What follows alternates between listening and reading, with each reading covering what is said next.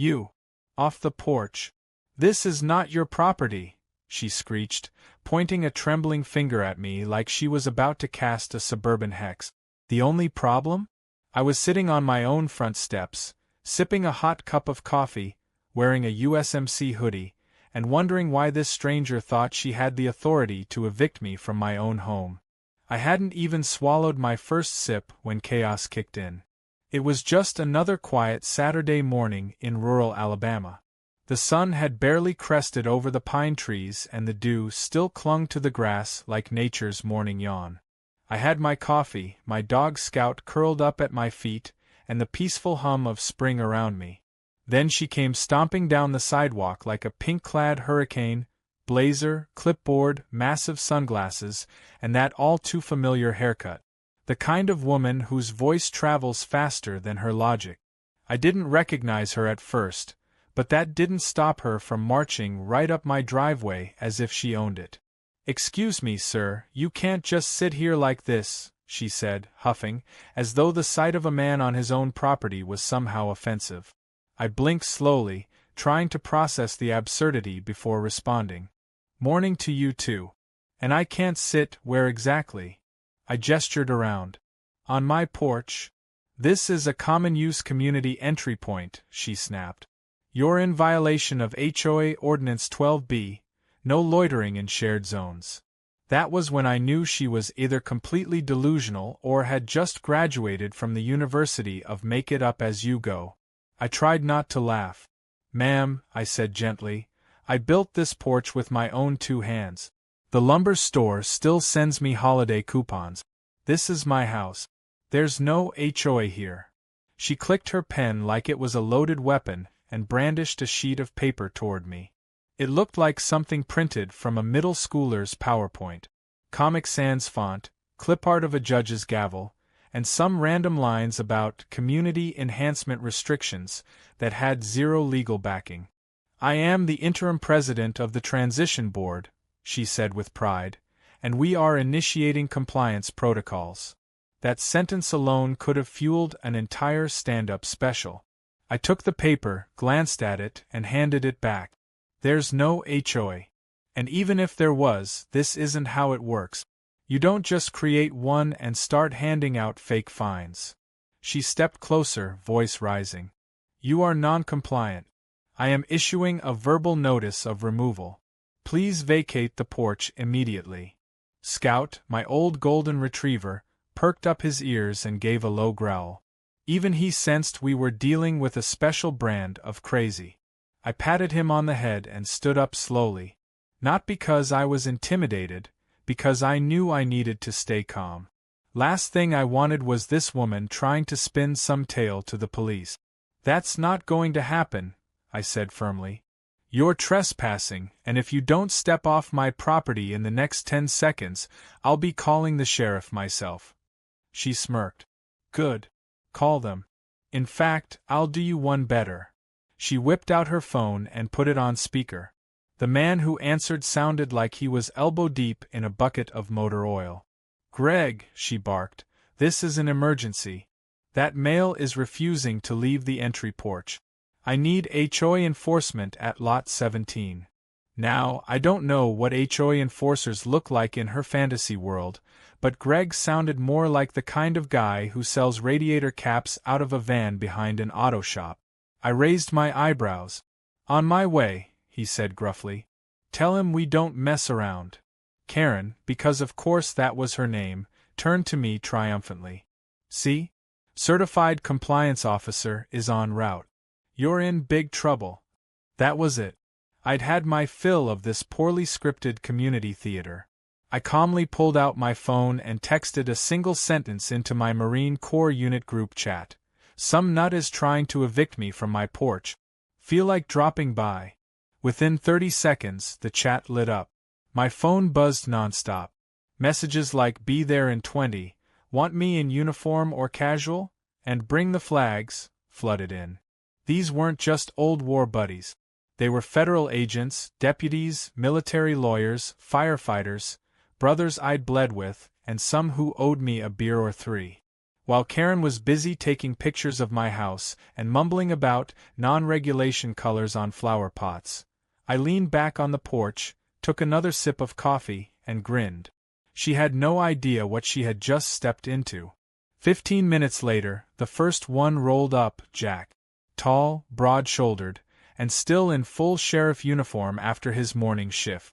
He got out of his cruiser, casually walked up the driveway, and gave me a bear hug before glancing over at Karen, who looked like she just swallowed a lemon. "Everything all right, brother?" he asked. "Just dealing with an HOA transition board," I said, adding finger quotes. Jack raised an eyebrow at Karen. "Ma'am, you got business here?" "I do," she said proudly. "I'm acting on behalf of the HOA. He's violating porch codes." Jack slowly took off his sunglasses. "There's no HOA here. This street never had one. And if you keep issuing fake compliance notices, you're going to end up in real legal trouble." Karen went pale. But it wasn't over. Not by a long shot. 2 more trucks pulled up.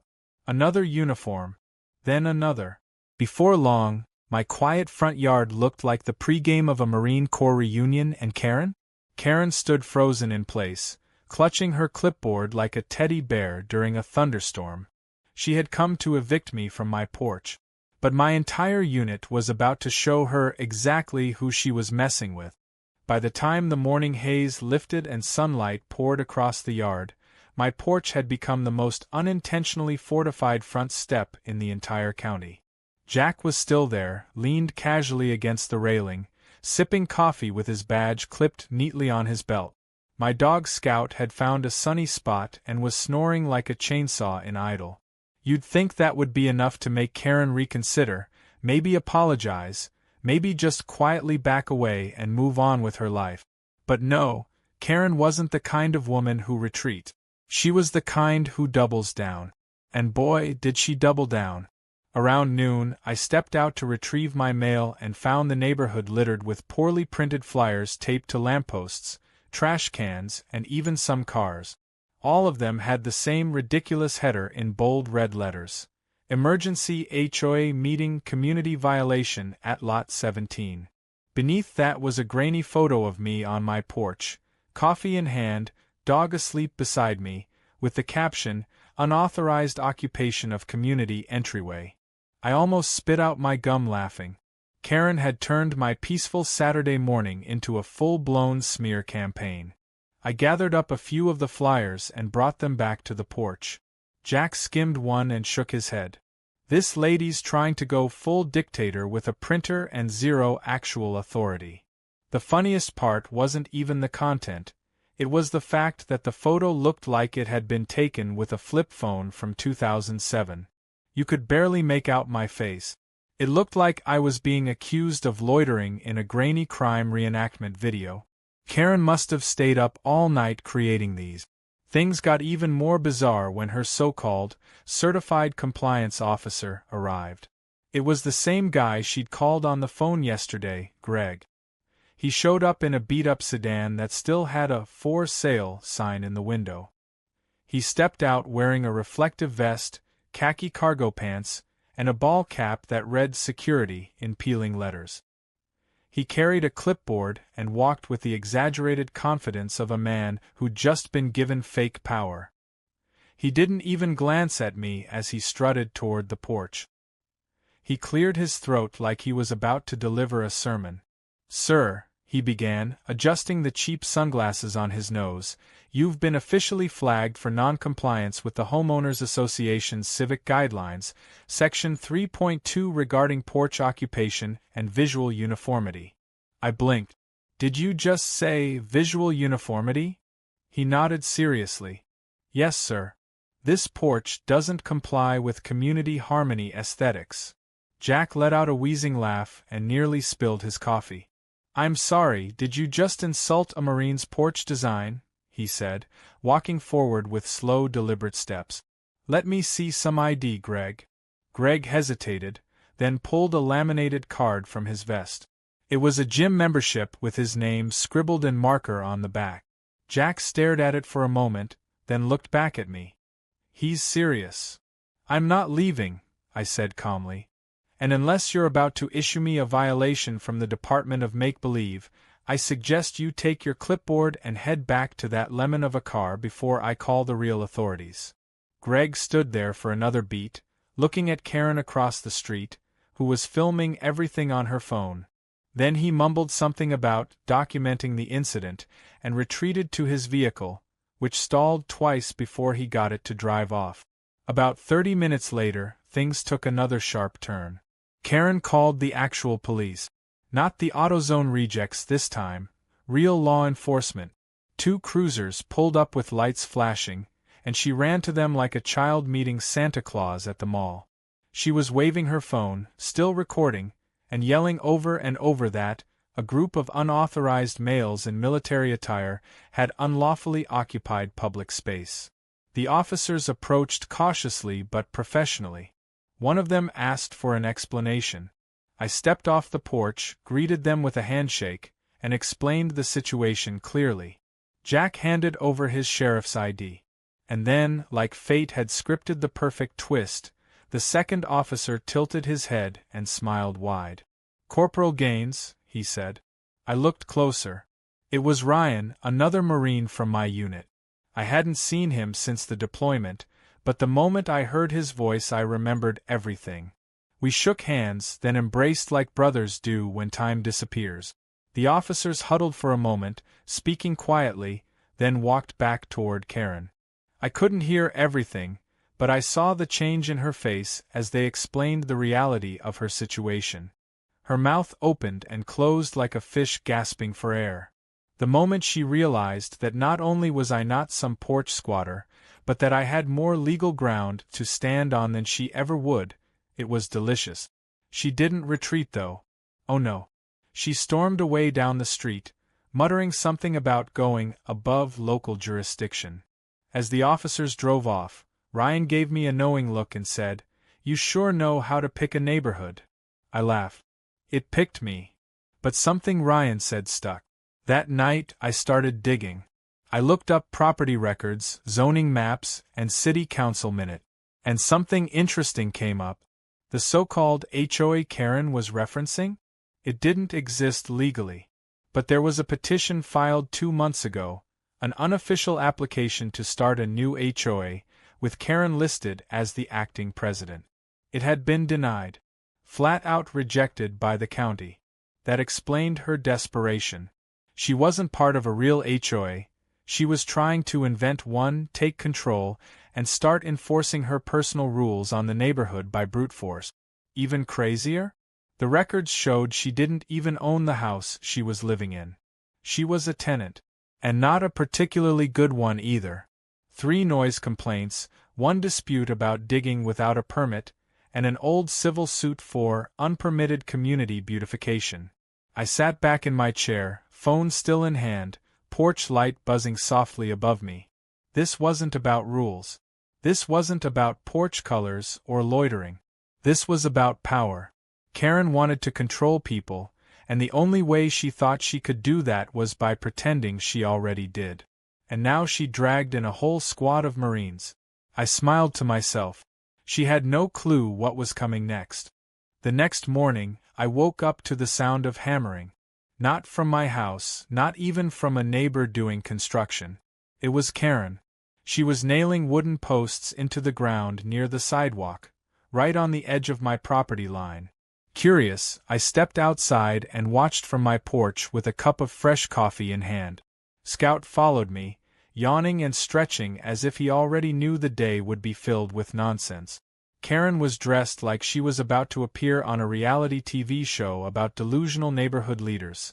Bright purple visor, clipboard slung over her arm, and a t-shirt that said President, Founding HOA Committee. She had installed 3 wooden stakes, tied them together with red tape, and posted a laminated paper on the middle one. From a distance, I could already tell it was another one of her homemade flyers. As I approached, she held up her hand like a traffic cop. "This is a restricted zone now," she announced. "You're not allowed to interfere with official HOA boundary marking." I blinked, genuinely speechless for a second. Boundary marking? She tapped the laminated paper.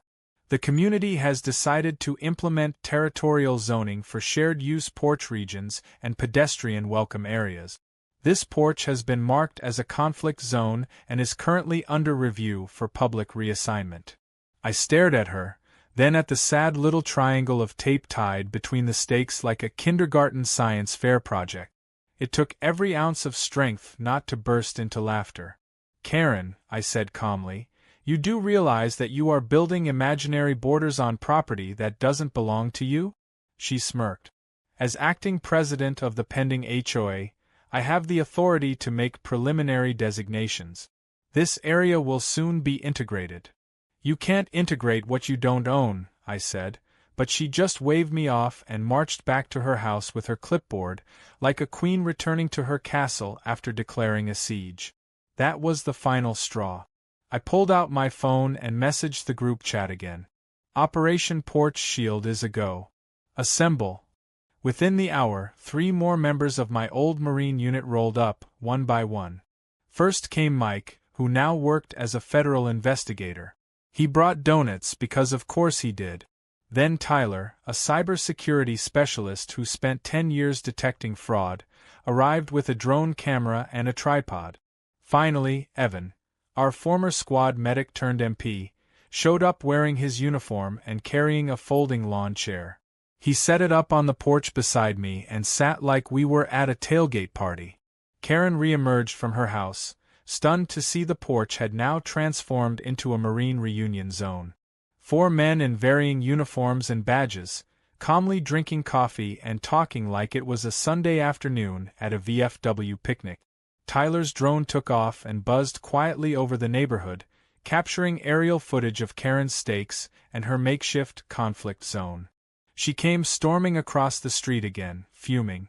"You can't gather like this without HOA clearance," she shouted. "You're making the neighbors feel unsafe." "Which neighbors?" I asked. "The ones who waved and brought us muffins? Or the ones laughing at your flyers on the community Facebook page?" Karen's face turned crimson. "You're staging a military intimidation tactic. This is coercion." Mike stood up and calmly pulled out a folder. "You've been issuing fraudulent notices, trespassing, impersonating an authority figure, and attempting to enforce laws that don't exist. Want me to show you what a real federal violation looks like?" Karen stumbled backward, clearly shaken. "This isn't over," she muttered. "You'll be hearing from my legal advisor." "Oh," said Evan, standing up. "Tell him to stop by. We'll be here. All day." Karen stormed off again, this time visibly rattled. We all shared a laugh, then went back to drinking coffee and catching up.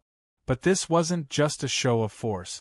It was a reminder that when people try to bully others with lies and fake authority, there's always a point where the truth comes roaring in, and this time, it came in with uniforms, credentials, and calm defiance. Later that afternoon, Karen returned with a new plan.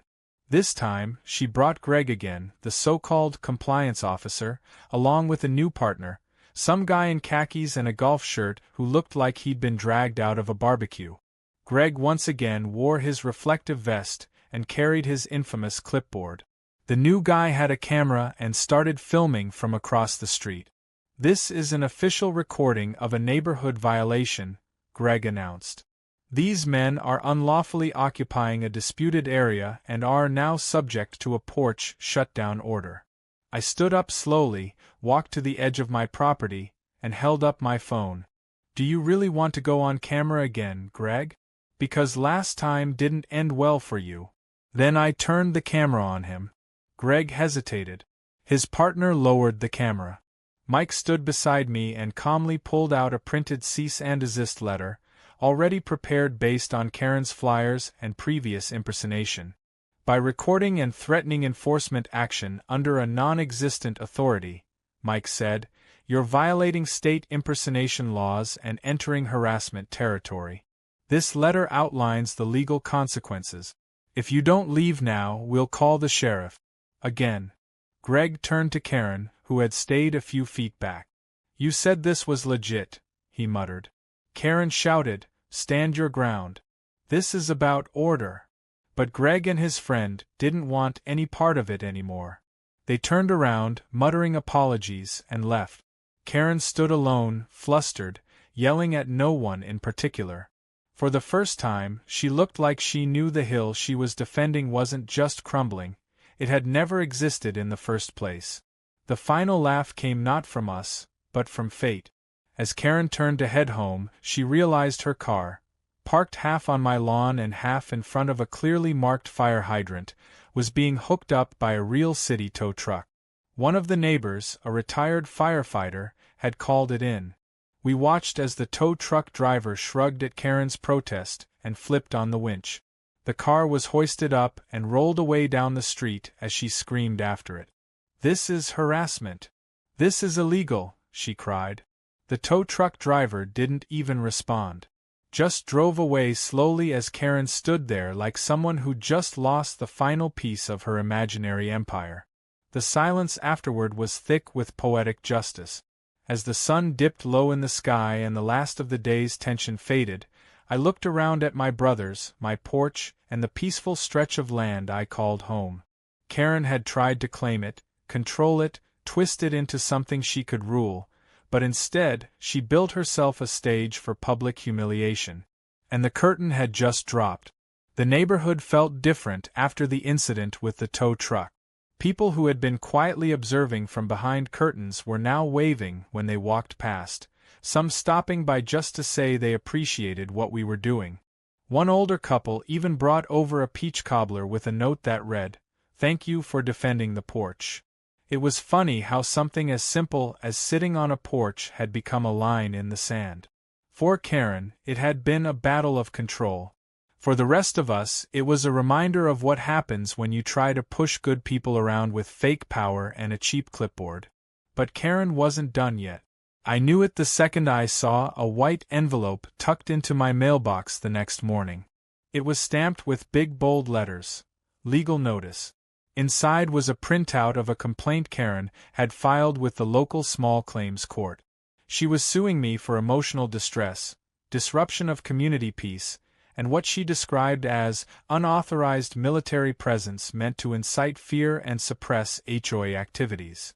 The part that really made me laugh was her asking for $15,000 in damages and mandatory porch relocation. It was like she thought my steps could be airlifted to a more compliant household. I forwarded the letter to Mike and to our unit's former JAG lawyer, Vince, who had just gotten back from a conference in D.C. and was more than happy to take a look. He called me within the hour, already chuckling. "She wrote this up herself," he said. "There's no legal standing, and every single complaint she's filed contradicts public property record. Her whole claim is based on a fantasy HOA that doesn't exist." Still, Vince insisted we respond officially, just to make things airtight. He drafted a counterclaim backed with evidence. Copies of my deed, photos of her trespassing, documentation of the impersonation, and statements from multiple neighbors. He even pulled in the footage from Tyler's drone showing Karen planting her ridiculous tape posts across my lawn. The icing on the cake was a screenshot from a community Facebook group where Karen admitted in a comment that the HOA was still in early planning stages. Vince printed that out, highlighted it, and clipped it to the top of the file. We sent everything over, and within 3 days the court rejected her complaint. No hearing. No chance to appeal.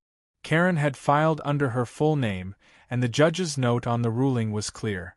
No evidence of a legal homeowners association or actionable violation of rights. Respondent owns the property in question. I expected Karen to retreat after that. Most people would. But she came back louder. This time, she wasn't alone. She had tried to rally a few neighbors to her side. 3 households, all recent transplants who hadn't figured out Karen's game yet. They stood on the sidewalk with handmade signs that read things like "End Porch Occupation" and "Protect Our HOA Vision." It looked less like a protest and more like an awkward picnic where nobody brought snack. One of the signs was written in glitter pen. Another spelled "neighborhood" wrong. I sat on the porch with Mike and Vince, watching the small group try to chant. They weren't particularly loud. A few passing cars honked, but it was unclear if they were supporting the protest or mocking it. Probably the latter. Vince raised an eyebrow and said, "Do they realize this isn't a real HOA?" I shook my head. "I think they're just afraid to tell her no." But her illusions started falling apart fast. The next day, a Real HOA board from a neighboring subdivision reached out to Karen through a cease and desist letter. She had been using their logo and referring to her movement by the same name, even claiming she was in talks to merge communities. The board wasn't amused. The letter was worded professionally but carried the weight of real legal firepower. They demanded that she immediately stop using their branding, remove all flyers with their name, and publicly clarify that no such merger existed. They gave her 48 hours. Karen posted a long, frantic apology video online, trying to spin it as an unfortunate misunderstanding caused by shared goals. But the damage was done. The three families who'd supported her protest quietly stepped away, one even sending a message to our Porch group chat saying they'd been misled and didn't want to be part of any further drama. Karen was losing control of the narrative, and fast. To celebrate, the guys and I decided to do something symbolic. We took a trip to the local hardware store and picked up a flagpole, a sturdy one made of steel with a locking base. We installed it right in the center of the yard, surrounded by fresh mulch and a ring of small solar light. When it was done, we raised two flags, the United States flag and beneath it the Marine Corps flag. As we stepped back to admire it, neighbors gathered around, clapping, smiling, taking pictures. One elderly man who'd served in Vietnam wiped his eyes and said, "That's the best thing I've seen on this street in 20 years." Karen, of course, was watching from across the street. She had her arms folded, her mouth tight, and the ever-present clipboard still clutched in her hand like it held the secrets of the universe. But she said nothing. She didn't march over. She didn't yell. For the first time since this all began, she was still. A few days later, I heard some interesting news from a mutual contact, Karen's landlord. He had seen everything online, the videos, the protest, the legal mess. He had no idea she was pretending to run an HOA or dragging his property into drama. Apparently, he'd received several inquiries from actual HOA boards asking why his tenant was impersonating their leadership. That was enough. He gave her formal notice of lease termination for violating her rental agreement by creating community conflict and exposing the property to legal risk. The last time I saw her, she was loading boxes into a moving truck. She didn't look angry anymore. Just tired. Worn out from fighting a battle that never had a chance. I didn't gloat.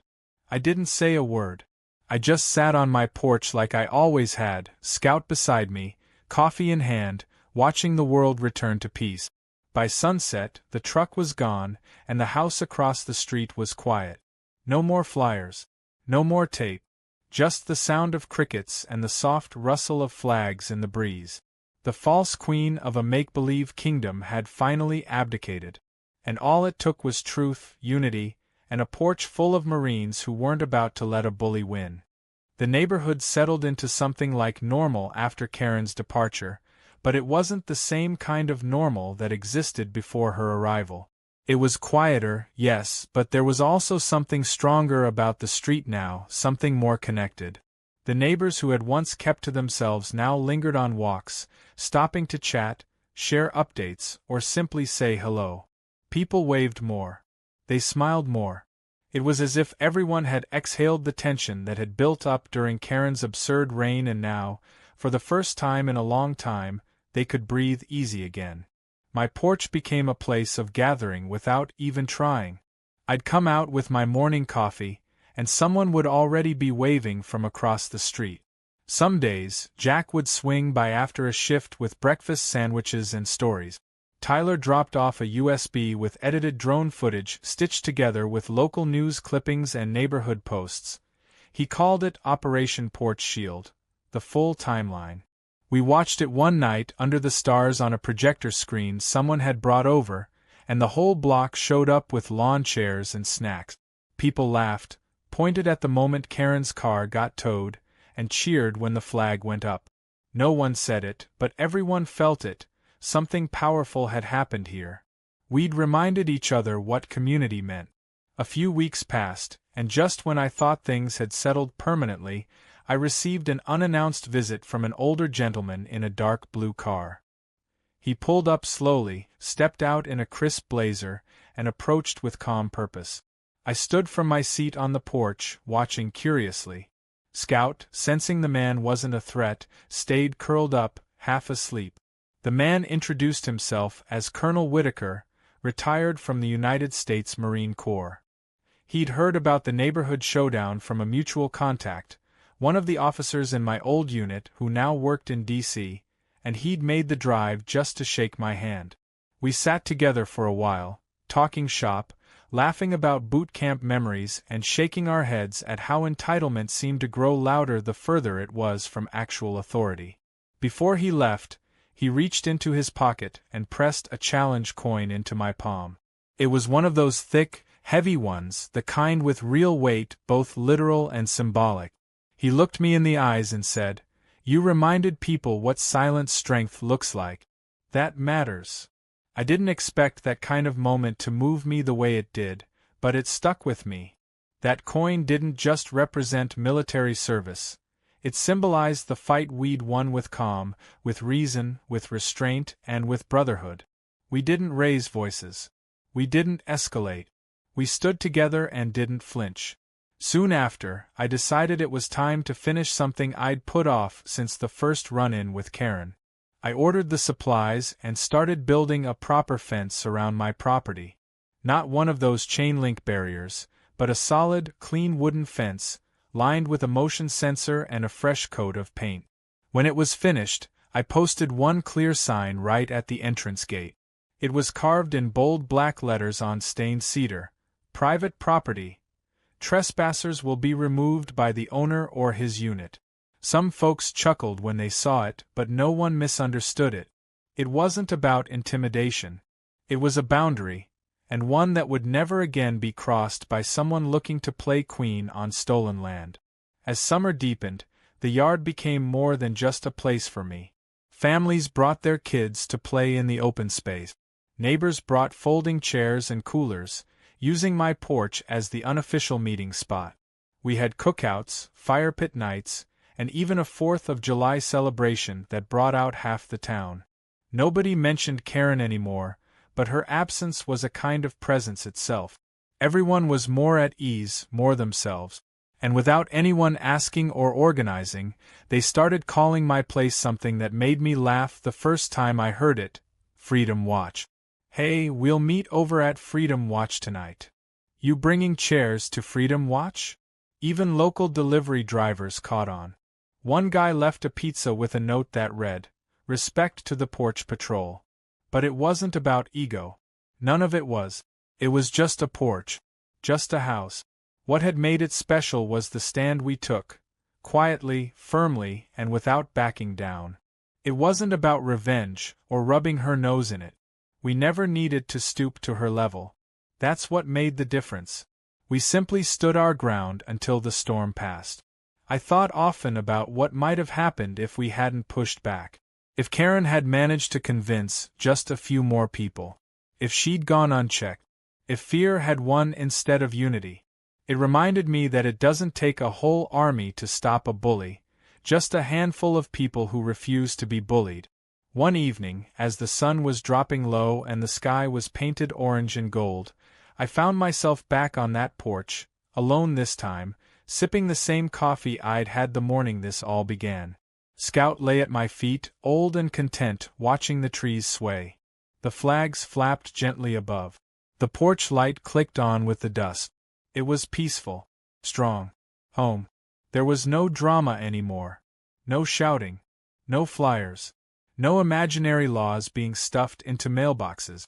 Just quiet strength and the occasional laugh from down the street. Every now and then, a new neighbor would move in and ask about the flagpole or the sign at the gate, and someone would always tell the story. It had become neighborhood lore. The time a woman tried to take a porch, and instead built a legend. The time Marines returned not with weapons, but with chairs and coffee and calm resolve. As I sat there, watching the day slip into night, I felt something deep in my chest. Not pride exactly, but something more grounded. Gratitude. For my brothers. For the people around me. For the simple power of truth. And for that stubborn little porch that stood through it all. So I leaned back in my chair, stretched out my legs, and let the quiet wrap around me like a well-worn blanket. And with the last rays of sunlight glinting off the Marine Corps emblem in the flag above me, I raised my cup and whispered to no one in particular, "Some folks really do learn the hard way." Then I took a slow sip and smiled.